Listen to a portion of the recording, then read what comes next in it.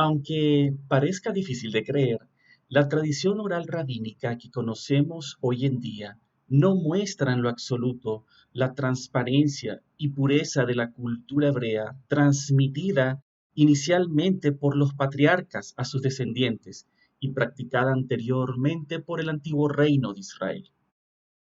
Ahora, en esta lámina que observan en sus pantallas en este momento, queremos describir las razones por las cuales consideramos que no transmite la pureza de la fe hebrea originalmente practicada por los patriarcas. Ustedes pueden ahora apreciar allí cuatro elementos que componen la tradición oral rabínica. En primera instancia se destaca los dos primeros elementos, los takanot y los masim. Los takanot se pueden entender como preceptos interpuestos y ordenanzas que pueden adquirir un carácter legislativo establecido por los tribunales rabínicos y se complementan con los masim de la siguiente forma. Estos masim se pueden entender entonces como prácticas y costumbres que con los años se convierten en obras que son requeridas para la justificación ante un tribunal rabínico. Y es allí donde viene el término muy común que aparece en las cartas de Shaulo de Tarso como las obras de la ley. Estas obras de la ley o los masim o maseja Torah no son sino preceptos rabínicos que son practicados con los años y que luego adquieren este carácter legislativo ante tribunales rabínicos y no tiene nada que ver con la Torá escrita de Moisés, que sí son ordenanzas que vienen desde los cielos y que fueron entregadas a Moisés en el monte Sinaí. De allí entonces, ahora comprendemos el tercer elemento de la tradición oral, la Shevalpé. La Shevalpé entonces es el compendio de todos estos preceptos interpuestos que con los años adquieren obras legalistas ante tribunales rabínicos y que luego vienen a conformar la llamada Torah oral, que es el término Shevalpé. Entonces se conoce como la Torah oral según el judaísmo tradicional, estos preceptos ordenados por los rabinos, porque como lo expresa la tradición, los rabinos recibieron una Torá oral complementaria a la Torá escrita y a ellos se les dio un nivel de entendimiento y sabiduría mucho mayor con respecto al resto del pueblo. Y esto ya lo hemos visto anteriormente con sólidos fundamentos que no es así. No existió nunca una Torá oral entregada de manera paralela y exclusiva a líderes o a rabinos para que pudiesen entender e interpretar la Torá escrita y luego transmitirla al pueblo. Porque el texto hebreo, en sus fundamentos que aparecen en las crónicas de los reyes, en el libro de Esdras, incluso en el texto de Josué, cómo la Torá era leída ante todo el pueblo y todo lo que estaba escrito era transmitido al pueblo, a todos en general y se explicaba el texto lo escrito. No había una interpretación paralela u oculta, la cual requeriría al pueblo recibirla por intermedio de líderes especiales o de rabinos. Y finalmente tenemos el cuarto elemento, que es la Shevita. Esta Shevita engloba un término que describe todos los hukim, las ordenanzas establecidas y los decretos establecidos en el monte Sinaí cuando el Eterno los transmitió de forma literal y escrita a Moisés. Y eso es lo que entendemos como Shevita. Ahora bien, dado a esto que hemos venido complementando con respecto a los elementos de la tradición oral, para que quede claro y entendido de dónde provienen estos elementos y de dónde se alimenta esta tradición oral. Finalmente, dado a que esta afirmación que hemos hecho hasta ahora acerca de la tradición oral puede herir susceptibilidades por sus serias implicaciones, me tomaré el tiempo que resta en este estudio para aclarar esta postura, exponiendo los siguientes hechos históricos que vamos a desarrollar a continuación. A mediados del siglo I de nuestra era común, la sociedad judía de aquel entonces experimentó una conmoción sin paralelo que provocó un cambio sustancial en su cultura de pensamiento. Para ese momento, el judaísmo tradicional representaba la identidad religiosa más importante para el ciudadano común y aunque agrupaba diferentes corrientes rabínicas como las de Shammai o Hillel, el judaísmo mantenía una ortodoxia que lo hacía estable y compacto. Esto no quiere decir que dentro de su seno no existían conflictos o confrontaciones que ponían a prueba su unidad, como de hecho sucedía constantemente. La sociedad judía en sí era como un caldo de hervidero de confrontaciones y enfrentamientos entre clases sociales, lo que dejaba seriamente comprometida precisamente su unidad religiosa. Pero es en los días de la aparición del más extraordinario hombre judío que acontece el gran cisma mesiánico que dividiría al judaísmo desde su raíz. Nos referimos al personaje histórico más importante e influyente de la sociedad judía, Yeshua Hanasra, un rabino de Galilea que transformó y sacudió los cimientos culturales del mundo conocido de entonces, incluso hasta nuestros días. En esta lámina que observan, presentamos un fundamento textual que nos describe el contexto sociopolítico en el cual surge la notable figura mesiánica de Yeshua. Y es recogida en este texto, en el capítulo 53, del verso 1 al 2. Dice de la siguiente forma: ¿Quién ha creído a nuestro anuncio? ¿Y sobre quién se ha manifestado el brazo de Adonai? Pues subirá cual renuevo delante de él y como raíz de tierra seca brotará. Dos expresiones que describe este texto nos llama poderosamente la atención. El primero tiene que ver con la frase y subirá cual renuevo, y el segundo con la desgarradora frase como raíz de tierra seca. Debido al fuerte impacto de esta última, quisiéramos empezar por explicar esta frase. Cuando comentamos que la aparición de Yeshua el Mesías durante el primer segmento del siglo I sucede dentro de un difícil contexto político y social, estamos afirmando que Yeshua enfrentó una terrible decadencia moral y un caos absoluto en una sociedad judía severamente fragmentada y corroída en sus valores.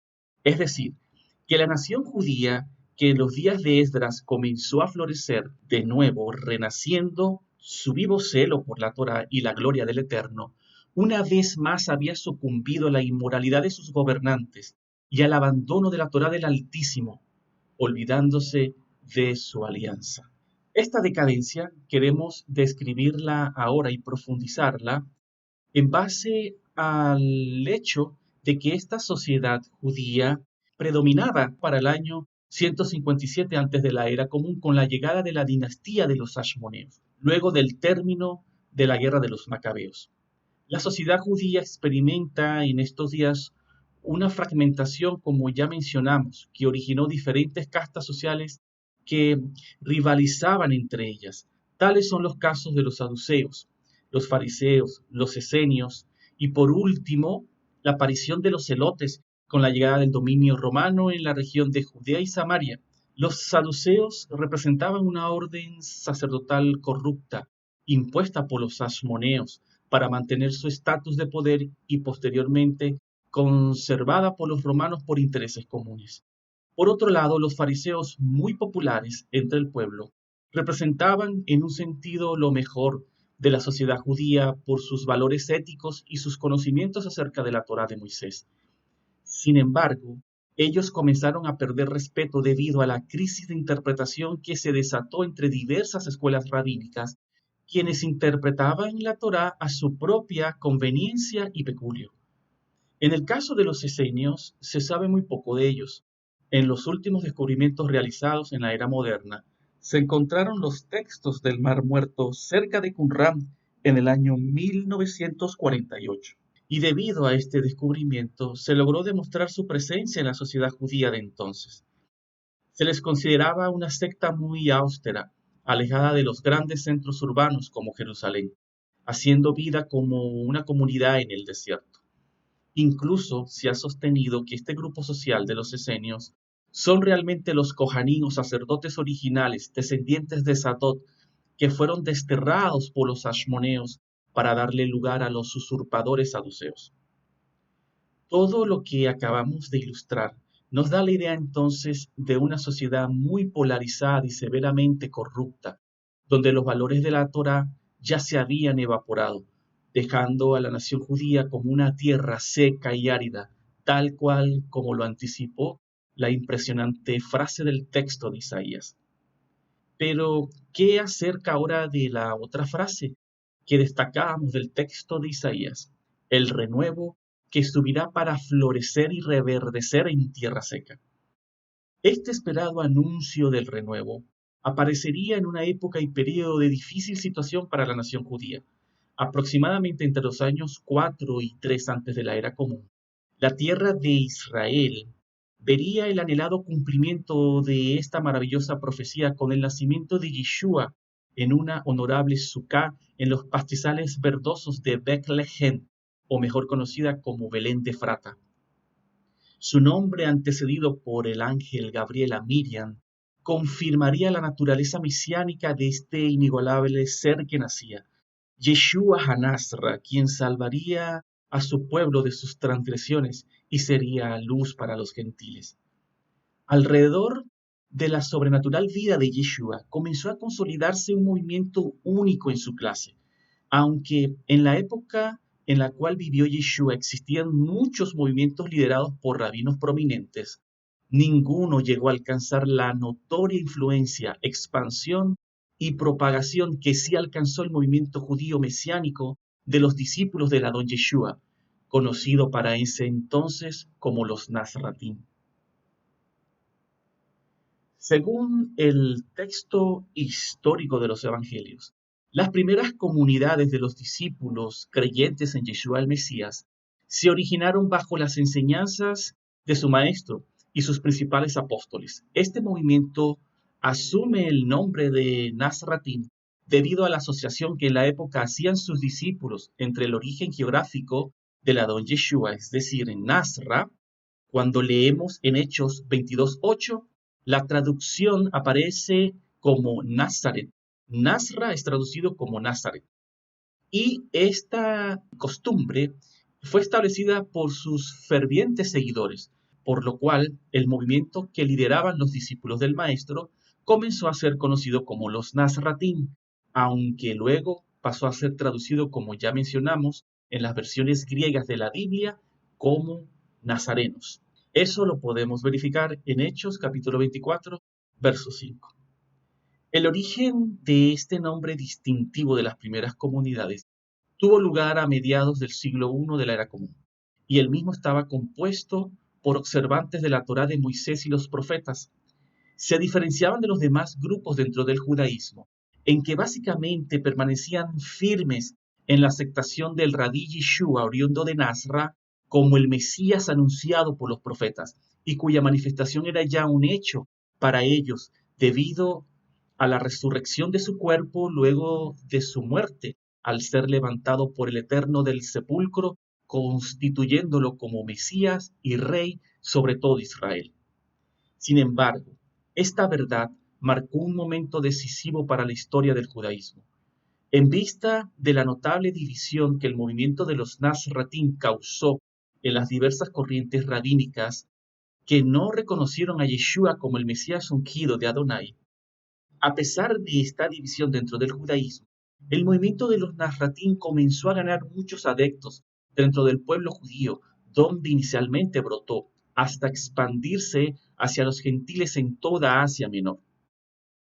Como también ya mencionamos, el origen de este nombre para el movimiento que impulsaron los discípulos del Adón Yeshua nace de una vieja costumbre judía, como ya hemos mencionado antes, donde los seguidores o discípulos de algún distinguido maestro de Torá añadían la terminación in del hebreo al nombre del maestro o al nombre de la ciudad del maestro. Por ejemplo, el término Sadoquín, que significa saduceos, proviene del nombre Sadok, uno de los principales sacerdotes de la orden arónica en los tiempos de Moisés. Y ellos, los saduceos, decían ser descendientes de Sadok, el Cohen.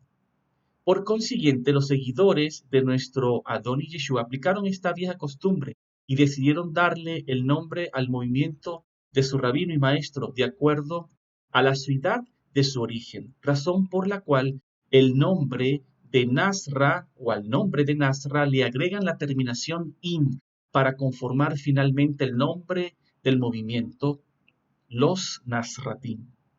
En consecuencia, el cisma mesiánico que ocurrió dentro del judaísmo a mediados del siglo I, producto del movimiento que introdujeron los discípulos del Adón Yeshua, causó un severo colapso en la estructura teológica mesiánica que se conocía dentro de la corriente tradicional rabínica del Segundo Templo, razón por la cual el movimiento inicial que emprenden los apóstoles del Adón Yeshua se constituye como una organización no incluyente dentro del judaísmo tradicional, ya que nunca gozó de su acreditación o aceptación. En ese sentido, el cisma mesiánico del cual hablamos originó dos concepciones diametralmente opuestas: el judaísmo rabínico, que pierde su reputación y autoridad en la interpretación de la Torá al desconocer al Mesías anunciado por ella; y por otro lado, el remanente de judíos creyentes en Yeshua, de la mano de los apóstoles del Maestro, quienes ahora reciben la acreditación del cielo y la autoridad cedida para la interpretación de la Torá y el testimonio del Mesías. Ahora bien, cuando hablamos de la tradición oral del judaísmo rabínico, la gran mayoría entendería que nos estamos refiriendo enfáticamente al patrimonio cultural del pueblo de Israel, en particular la Mishnah, preservada posteriormente en los llamados Talmud. Esta tradición oral sin duda contiene una rica herencia que no se debe despreciar por cualquiera que desee conocer el trasfondo histórico y el contexto cultural de las Sagradas Escrituras hebreas. Sin embargo, dentro del legado de la tradición oral judía, no todo lo que brilla es oro. Y en ese sentido es importante que cualquier comunidad hebrea o judío mesiánica que ha creído en Yeshua como el Mesías de Israel debe tener muy presente que dicha tradición oral le ha desconocido al punto de reconfigurar la interpretación de la Torá para negar cualquier posibilidad de atribuirle al Yeshua histórico del siglo I algún mérito mesiánico.